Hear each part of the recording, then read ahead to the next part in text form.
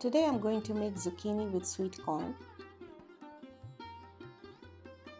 Heat few tablespoons of oil, add a teaspoon of cumin seeds, and when the seeds get fragrant, add a cup of chopped onions.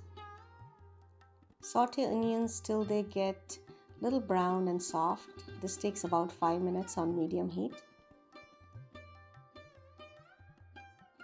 Add a teaspoon of ginger garlic paste, 1 cup of chopped tomatoes, and cook this mixture for about a couple of minutes till tomatoes get soft.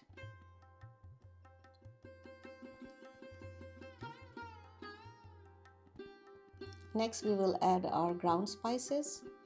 I have turmeric powder, paprika, or if you like you can use chili powder, and some coriander powder. We'll saute this mixture for a minute or so till all the spices get fragrant.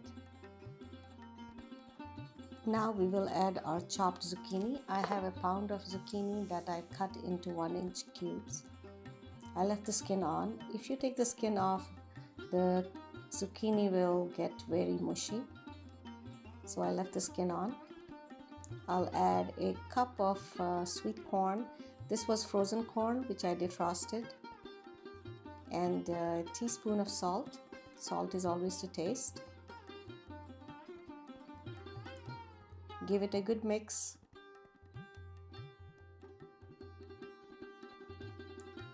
And cover and cook on low-medium heat for about 15 to 20 minutes.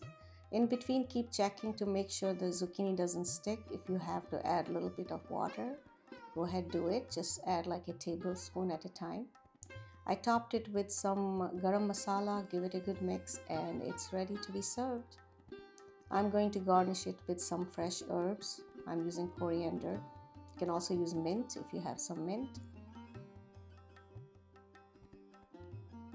And it's ready. Full recipe on my website yogchakra.com.